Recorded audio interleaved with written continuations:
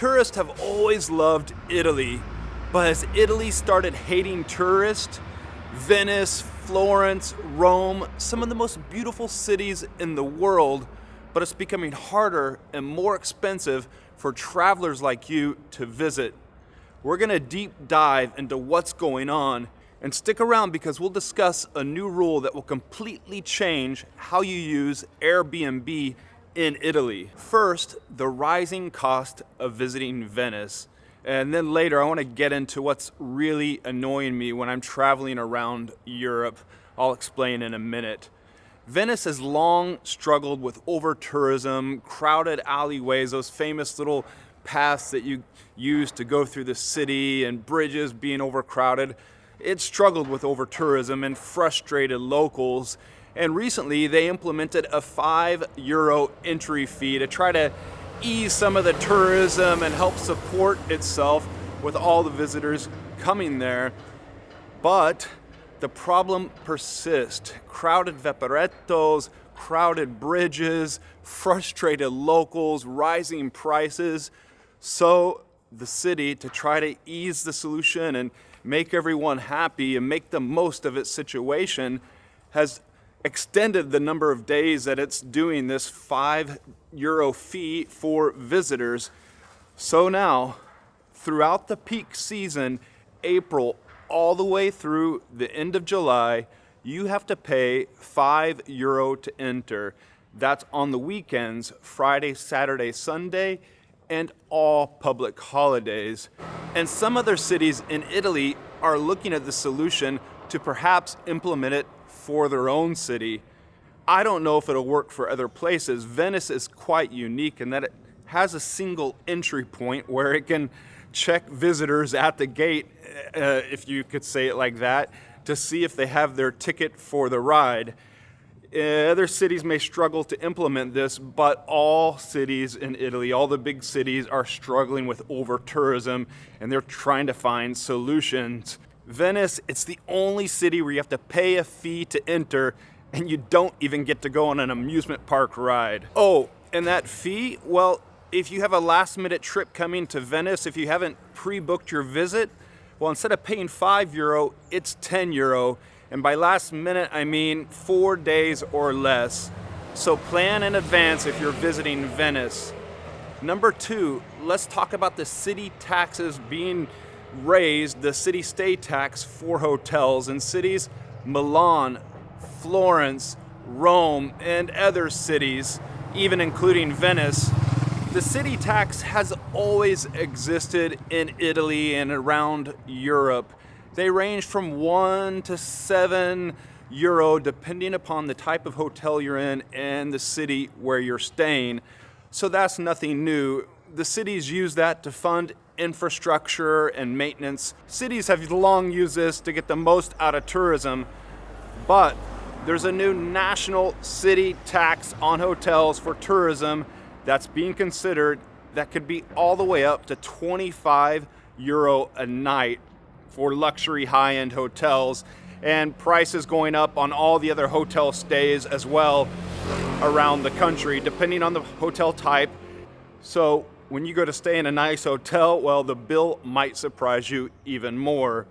This is crazy talk, and I don't like it. In fact, earlier when I mentioned the thing that really irritates me when I'm traveling around Europe, I go to pay the bill, paying on my credit card, or maybe when I check in, and then they say, oh, you need to pay the city tax, Gregor Brown. And I'm saying, what? I always forget about that. And for a tourist, you might not even know what that is. And you're like, fine, okay, why didn't you just put that on the hotel bill? And they say, no, you have to pay in cash. And so you're digging in your pockets for cash. Hopefully you have it. And it's only something like €2 to €5. And you're thinking, man, they're just nickel and diming me here. And the fact that you have to pay in cash, it's a big inconvenience. What about you? Have you had to deal with these taxes for tourists on hotels or other fees when you're staying? Drop some comments down below. Let me know. Let's get the discussion going on. Also, if you're planning a trip to Italy, or if you've been here before and you're making that second trip again, well, I have an Italy Insider PDF e-guide that you can download have in your pocket, on your phone, offline for when you're traveling around Italy. It has all sorts of things in there, how to get to and from Italy, how to get around Italy once you're here, things to do, places to stay, things to eat, all that good stuff jammed in there. Check it out. There's a link in the description below. What else do we need to talk about? Well, Airbnb has just become more complicated. For years, Airbnb was that great alternative for when you're traveling around the world, and especially here in Italy, opening up an entire new world, allowing you to stay in people's apartments, experience what it feels like, how locals live in the city centers and some of these historic buildings, and more importantly, giving you more space, things like a kitchen, and at a lower price, which actually reminds me of a funny story about how I found my apartment, my home here in Florence. I'll get to that here in a bit. But with all the problems going on, raising rent prices for the locals, overcrowding, not enough long-term rentals, locals being forced out of their own cities, the cities have decided to do something about it. And what they've done, that means no more locked boxes, no more easy entry into Airbnbs, and caps on how many Airbnbs can be in cities like Florence. They've had enough. The locals are protesting, and frankly, I kind of understand them. Prices here for rent in Italy for a long-term apartment rental contract, well, they're through the roof. So now, without those lock boxes, and those lock boxes, what they are, those little lock boxes that you open up, you do the combination, you get the key out, they look like a giant padlock, and you see them locked to the doorknob of the apartment door, or you see them nearby. So what does all this mean for you, the international traveler? Well, that means no more late night entry into Airbnb apartments, no more self check-ins, and it's become a lot more complicated. The cities say that it's a way to increase security measures and better management on Airbnb and short-term rentals in cities. Well, life has definitely become more complicated for sure for you as a traveler. Another thing that's different in Italy versus even a neighboring country like France, and it's always been there, you have to show an ID when you check into a hotel or Airbnb, adding a whole nother layer of complication. I will tell you, recently when I was in Zurich, I noticed all around town, not just on doors of the apartments, but on things like this outside of a window or wherever, you'd see these padlocks with the combinations. Well, that's where you get the apartment key for these short-term rentals like Airbnb that allow you to enter.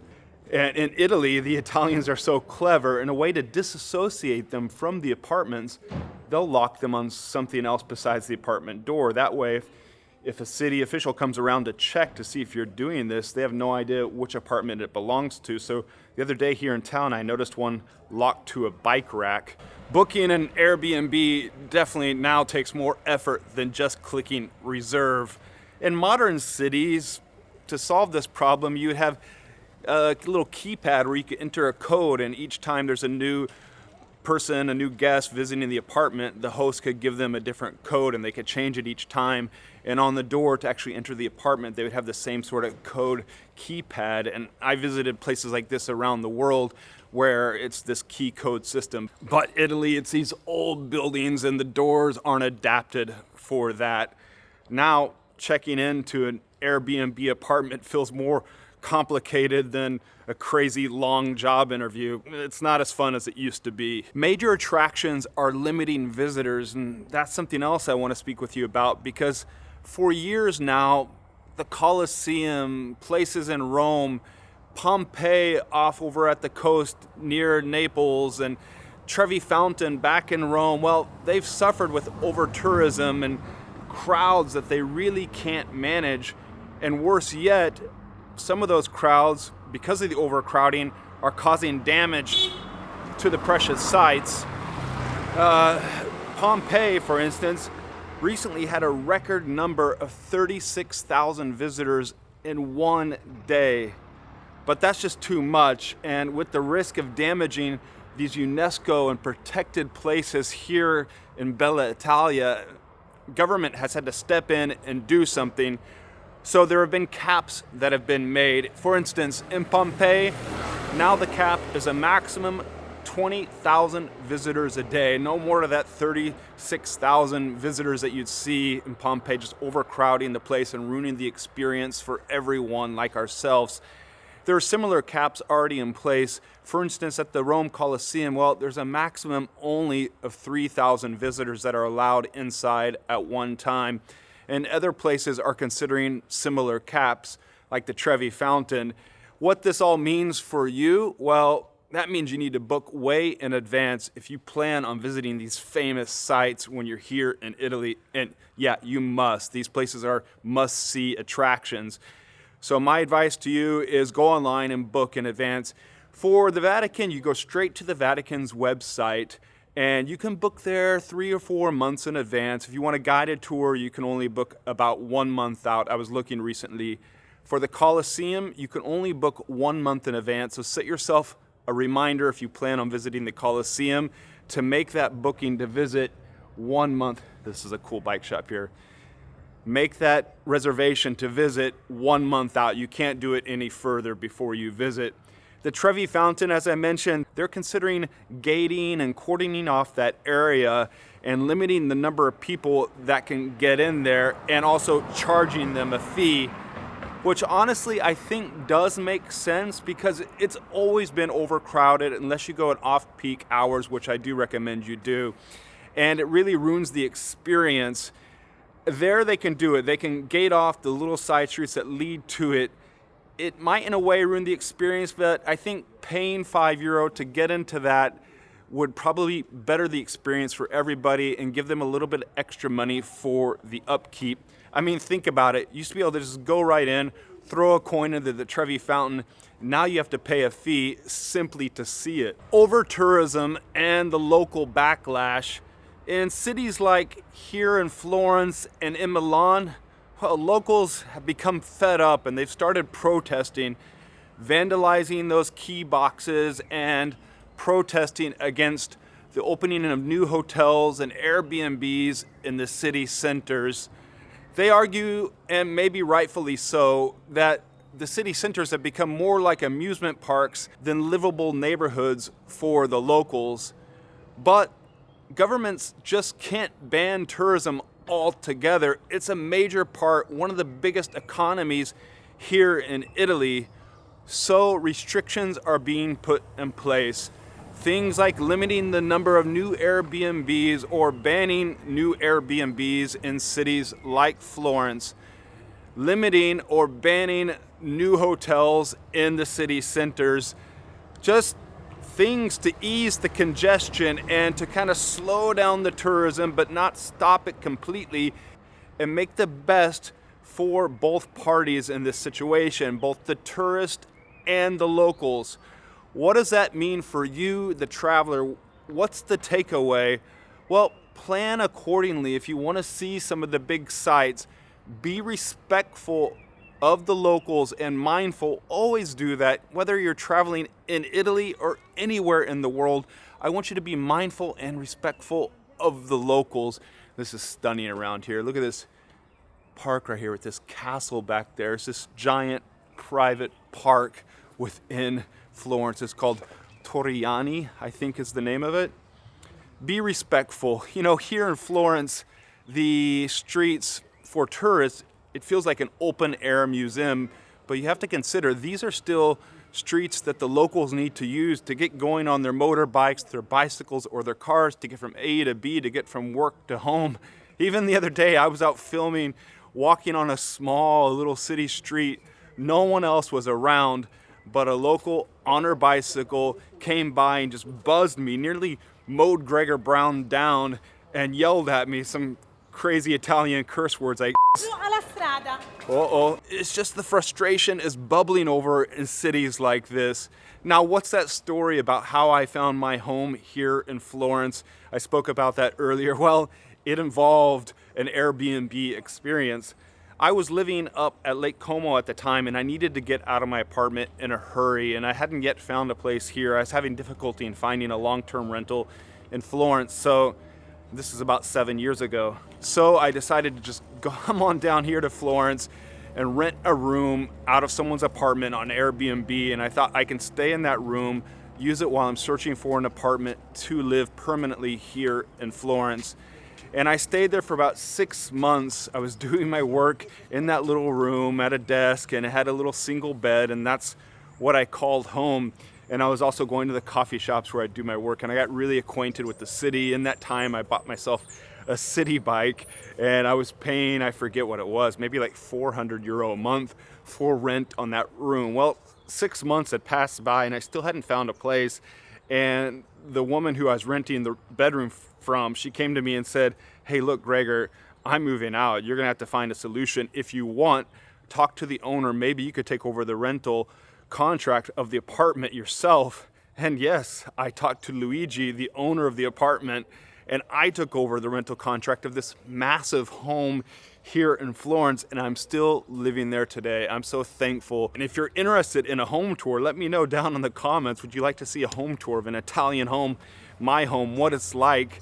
If you like the video I'm presenting today and the other content that I have here on the channel, well, support me by hitting the like button, the thumbs up down below. Also, if you haven't yet subscribed, please take a moment to subscribe, because that way you're gonna make sure you're not gonna miss out on the upcoming videos, also by clicking the notification bell along with the subscribe button.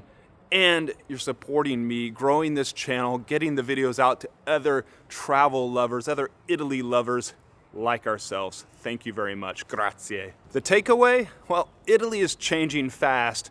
From those city tourist taxes to limited entry into some of those famous sites. If you're planning on visiting, plan ahead and stay updated. Italy still loves its tourism, but maybe in smaller doses. Speaking of staying updated, well, you need to know about transportation strikes that can happen for those trains that you love taking when you're here in Italy. I made a whole complete video on what you need to know. You can watch it here next.